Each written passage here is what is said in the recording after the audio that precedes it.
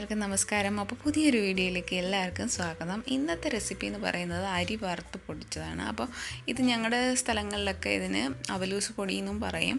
4 മണിക്കൊക്കെ ചായയുടെ കൂടെ കഴിക്കാൻ നല്ലൊരു ടേസ്റ്റി ആയിട്ടുള്ളൊരു സ്നാക്കാണ്. അതുപോലെ ഇത് പണ്ട് സ്കൂളിൽ നിന്നൊക്കെ വരുമ്പോൾ അമ്മ ഞങ്ങൾക്ക് തയ്യാറാക്കി തരുന്ന ഒരു പലഹാരമാണ്. അപ്പോൾ നമുക്കതെങ്ങനെയാണ് തയ്യാറാക്കുന്നതെന്ന് നോക്കാം. അതിനായിട്ട് ഞാനിവിടെ ഒരു ബൗൾ വെച്ചിട്ടുണ്ട്. അപ്പോൾ അതിനായിട്ട് ഞാനിവിടെ എടുത്തിരിക്കുന്നത് 1 കപ്പ് മട്ട അരിയാണ്.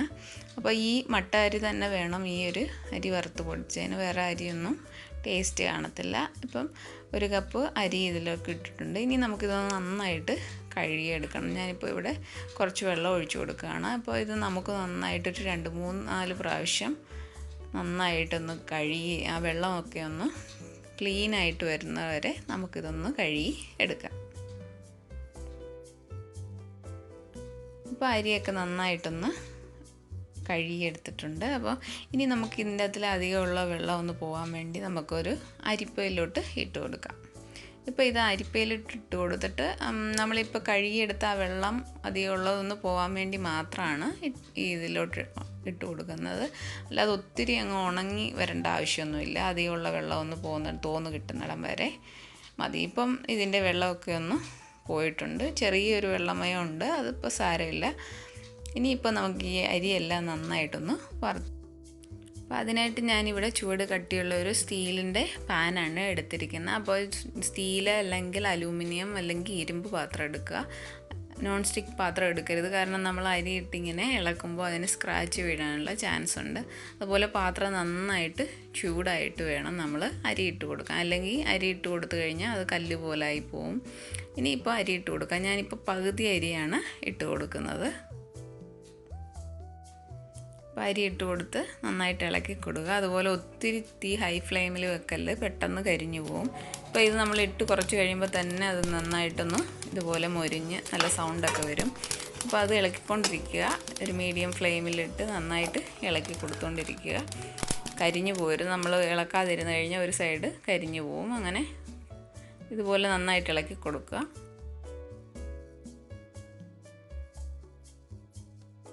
ഇപ്പോൾ അരിയെല്ലാം നന്നായിട്ടൊന്ന് പൊട്ടി തുടങ്ങിയിട്ടുണ്ട്. നമുക്ക് ഈ സമയത്ത് ഒരു 1/4 ടീസ്പൂൺ ജീരകം ചേർത്ത് കൊടുക്കാം. അപ്പോൾ ഈ അരി വറുത്ത് പൊടിക്കുന്നതിന് ഒരു പ്രത്യേക ടേസ്റ്റാണ് ഈ ജീരകം കൂടെ വറുത്ത് പൊടിച്ച് ചേർക്കുമ്പോൾ. അപ്പോൾ അതും കൂടെ ചേർത്ത് നന്നായിട്ടൊന്ന് വറുത്തെടുക്കുക. അതുപോലെ ഒത്തിരി തീയിലിട്ട് വറക്കല്ല്, പെട്ടെന്ന് അങ്ങ് കരിഞ്ഞു പോവും. പതുക്കെ വളരെ കുറഞ്ഞ തീയിലിട്ട് നന്നായിട്ട് എല്ലാം ഒന്ന് അരിയൊക്കെ ഒന്ന് മൊരിഞ്ഞ് വരുന്നിടം വരെ ഇതുപോലെ. ഇപ്പോൾ എല്ലാ അരിയെല്ലാം നന്നായിട്ട് മൊരിഞ്ഞ് വന്നിട്ടുണ്ട്. നമുക്കിനി ഇത് തീയിൽ നിന്ന് മാറ്റി വേറൊരു പ്ലേറ്റിലേക്ക് മാറ്റാം. അപ്പോൾ ബാക്കിയുള്ള വെച്ചിരിക്കുന്ന അരിയും നമുക്ക് അതുപോലെ എല്ലാം ഒന്ന് വറുത്തെടുക്കാം. അപ്പോൾ നമ്മൾ വറക്കുമ്പോൾ ഇങ്ങനെ പൊട്ടി വരുമ്പോൾ ചിലപ്പോൾ കുറച്ച് അരിയൊക്കെ വെളിയിലൊക്കെ തെറിച്ച് പോകും. ഇങ്ങനെ ഇളക്കിക്കൊണ്ടിരുന്നാൽ മതി. അപ്പോൾ അധികമൊന്നും വെളിയിൽ പോകത്തില്ല. അപ്പോൾ ഈ നന്നായിട്ട് രണ്ടാമത് നമ്മളിട്ട അരി നന്നായിട്ട് ഇപ്പോൾ വറുത്തെടുത്തിട്ടുണ്ട്. ഇനി നമുക്കിത് പ്ലേറ്റിലേക്ക് മാറ്റാം. നമ്മൾ വറുത്ത അരിയെല്ലാം ഒരു പ്ലേറ്റിലേക്ക് ഇട്ട് കൊടുക്കുകയാണ്. അപ്പോൾ അരിയെല്ലാം എന്താ ഇതുപോലെ നന്നായിട്ടെല്ലാം ഒരുപോലെ വറുത്തെടുക്കണം. ഒത്തിരി തീ കൂട്ടിയിടാതെ വളരെ കുറച്ച് തീയിലെല്ലാം ഒരേപോലെ വറുത്തെടുക്കുക. ഇനി നമുക്കിത് തണുക്കാൻ വെക്കണം.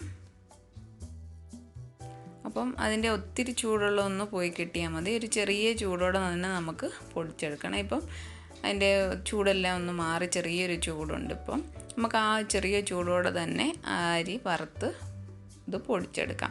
അപ്പോൾ അതിനായിട്ട് ഞാനിവിടെ ഒരു മിക്സിയുടെ, നമ്മൾ അരിയൊക്കെ പൊടിക്കുന്ന മിക്സിയുടെ പൊടിക്കുന്ന ജാറാണ് എടുത്തിരിക്കുന്നത്. അതിലേക്ക് നമ്മൾ വറുത്ത അരി എല്ലാം ഇട്ട് കൊടുത്തിട്ടുണ്ട്. ഇനി ഇത് നന്നായിട്ടൊന്ന് പൊടിച്ചെടുക്കുക. അപ്പോൾ നമ്മൾ അരിയെല്ലാം പൊടിച്ചെടുത്തിട്ടുണ്ട്. അതുപോലെ ഇതിൻ്റെ അകത്ത് നമ്മൾ പൊടിച്ചെടുക്കുമ്പം ഒത്തിരി വലിയ തരിയില്ലാതെ ചെറിയ തരികളൊക്കെ ഇരുന്നാലും കുഴപ്പമില്ല. ഒത്തിരി വലിയ തരികളാണെങ്കിൽ ഒന്നുകൂടെ പൊടിച്ചെടുക്കുക. ഇതിലേക്ക് ഞാൻ ചേർത്ത് കൊടുക്കുന്നത് 1/2 കപ്പ് തേങ്ങ തിരകിയതാണ്. അപ്പോൾ ഈ തേങ്ങയൊക്കെ ചേർത്ത് പൊടിച്ചെടുക്കുമ്പോൾ ഇത് നന്നായിട്ടൊരു സോഫ്റ്റ് ആവും. ഇനി ഇതിലേക്ക് ചേർത്ത് കൊടുക്കുന്നത് 1/4 കപ്പ് ശർക്കരയാണ്. ഇത് ശർക്കരയുടെ പൊടിയാണ്. അപ്പോൾ നിങ്ങളുടെ കയ്യിൽ പൊടിയല്ല എന്നുണ്ടെങ്കിൽ ഇതുപോലെ നമ്മൾ ചീകി എടുത്തിട്ട് 1/4 കപ്പ് ഇതിനകത്തിലേക്ക് ചേർത്ത് കൊടുക്കുക. അപ്പോൾ ഇതെല്ലാം കൂടെ നമുക്കൊന്നുകൂടെ ഒന്ന് മിക്സിയിലിട്ട് അടിച്ചെടുക്കണം. അപ്പോൾ ഇത് നമ്മൾ അരിയും തേങ്ങ എല്ലാം കൂടെ നന്നായിട്ട് മിക്സിയിലിട്ട് അടിച്ചെടുത്തിട്ടുണ്ട്. അപ്പോൾ ഈ തേങ്ങയൊക്കെ ചേർക്കുമ്പോൾ ഇത് നല്ലൊരു സോഫ്റ്റായിട്ട് വരും. നല്ല ടേസ്റ്റാണ് കഴിക്കാൻ. അപ്പോൾ നിങ്ങൾക്കിത് അരി വറുത്ത് പൊടിച്ചത് തനിയെ ഒരു ബോക്സ് ഡബ്ബയിലിട്ട് വേണമെങ്കിൽ വെക്കാം. ആവശ്യത്തിനെടുത്ത് ശർക്കരയും തേങ്ങയും ചേർത്ത് കഴിക്കാം. അപ്പോൾ ഇത് ഞാൻ ഒന്നിച്ചിട്ട് പൊടിച്ചെടുത്തന്നേ ഉള്ളൂ. നമുക്ക് ഏറെ വേണമെന്നുണ്ടെങ്കിൽ അരി ഇങ്ങനെ വറുത്ത് ഒരു ഡബ്ബയിലിട്ട് വെച്ചാൽ ആവശ്യത്തിന് തേങ്ങയും ശർക്കരയൊക്കെ ചേർത്ത് കഴിക്കാം. അപ്പോൾ നമ്മുടെ അരി വറുത്ത് പൊടിച്ചത് റെഡി ആയിട്ടുണ്ട്. 4 മണിക്കൊക്കെ ചായയുടെ കൂടെ കഴിക്കാൻ നല്ല അടിപൊളി ഒരു സ്നാക്കാണ്. അപ്പോൾ കുട്ടികളൊക്കെ കഴിച്ചിട്ടില്ലെങ്കിൽ അവർക്ക് ഉണ്ടാക്കി കൊടുക്കുക. അപ്പോൾ നിങ്ങൾ ട്രൈ ചെയ്ത് നോക്കിയിട്ട് നിങ്ങളുടെ ഫീഡ്ബാക്ക് അറിയിക്കുക. പുതിയൊരു വീഡിയോ ആയിട്ട് കാണാം. Thank you.